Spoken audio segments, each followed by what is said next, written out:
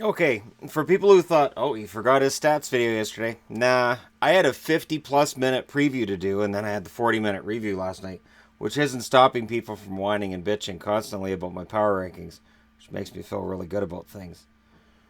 Anyways, and it's funny too because I know exactly why the power rankings have been the way they are, and when all these questions get asked, I'm like, okay, if you guys want, okay, all right, don't say you didn't ask for it.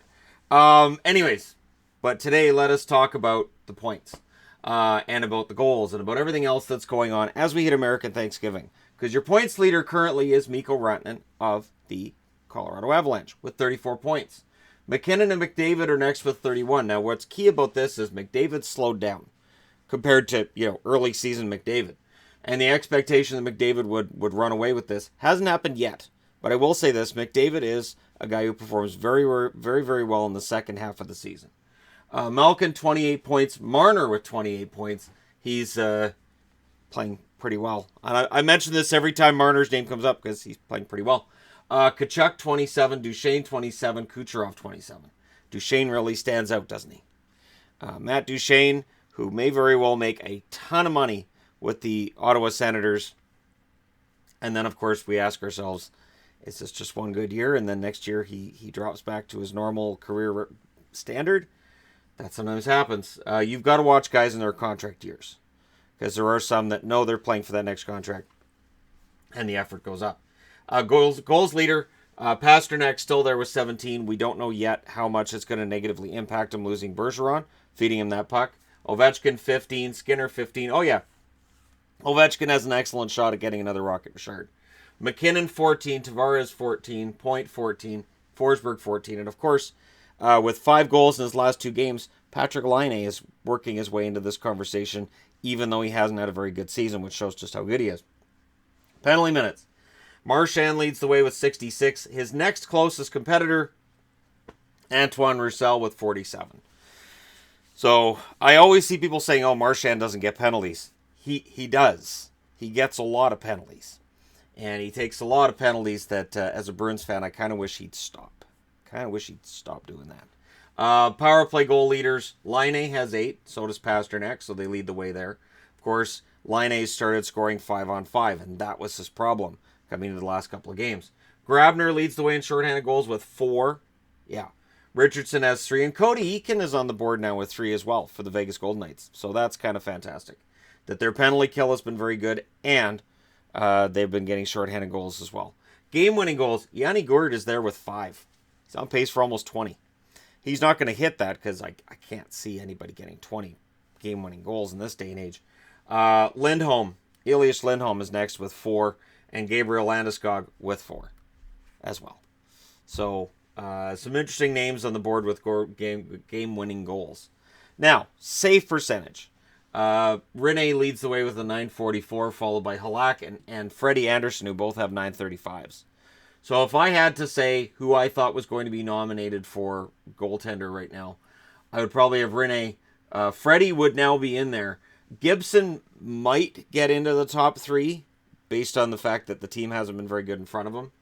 Halak, I don't think has played enough, but I might be wrong in this one. It might be one of those I'm underrating him because he's playing in Boston thing. So I could see it being those 3 guys, and this is the thing. Save percentage plays a huge role in who gets nominated. Ronta with a 929, if he can get back and play well, we'll see. Riddick with a 931 and an 8-1 record. Riddick is putting up some intimidating numbers. And of course, there's Gibson with the 928. Your wins leader, Freddie Anderson with 12.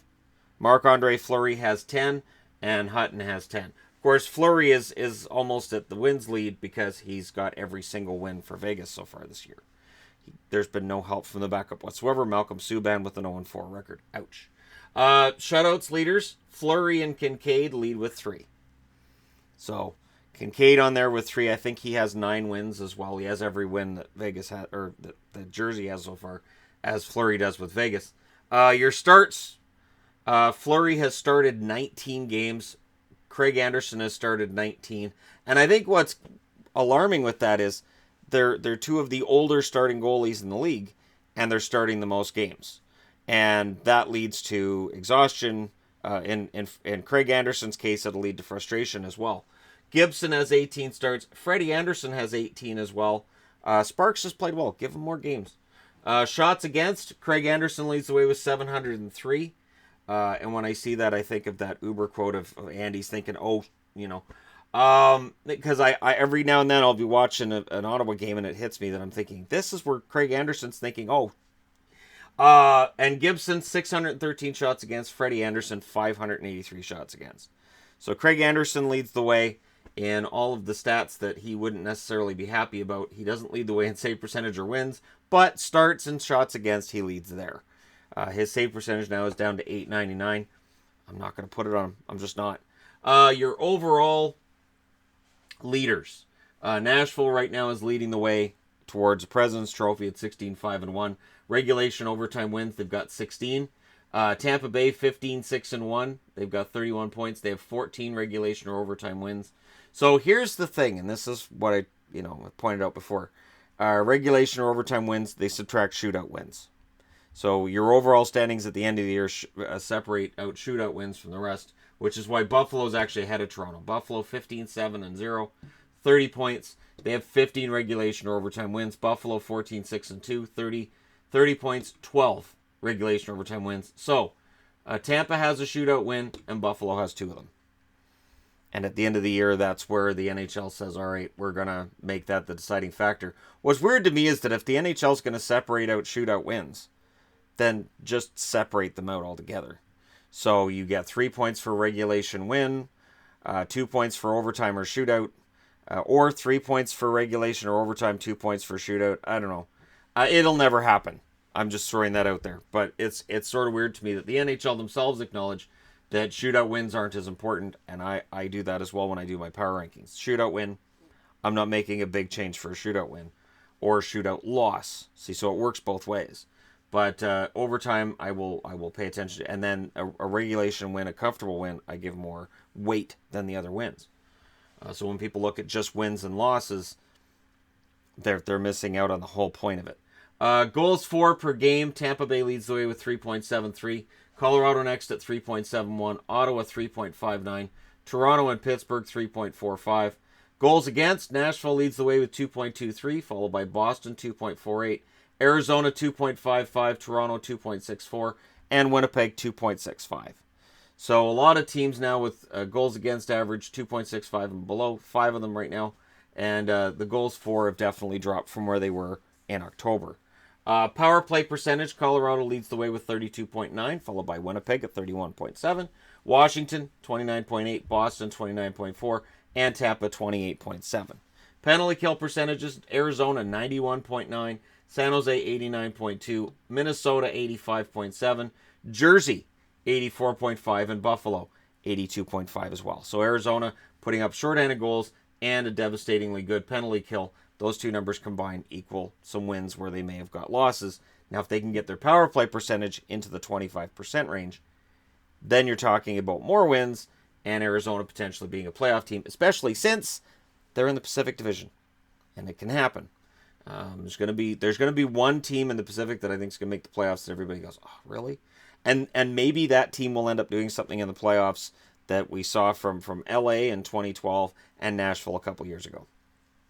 Last team you would have expected anything to happen with, oh, wow, look at that. So, yeah, we'll see. But there you go. Your stats leaders for this week. And I waited until after all those games last night because I thought, you know what, I could do it after the Edmonton-San Jose game. But I'd rather wait until after Wednesday, and there's something more substantial that could have changed in that period. So there you go. Right now, your Art Ross leaders Rantanen, and your Maurice Richard leaders Pasternak. But don't sleep on McDavid or McKinnon for the points title, and don't sleep on Ovechkin for the goals title because he likes winning them. And he could get almost 60 goals again this year. It's just insane. All right, let me know your thoughts as always in the comment section below. Don't forget to hit like and subscribe if you're browsing your way through. You just happened upon this video. Thank you guys so much for watching. I'll talk to you again soon.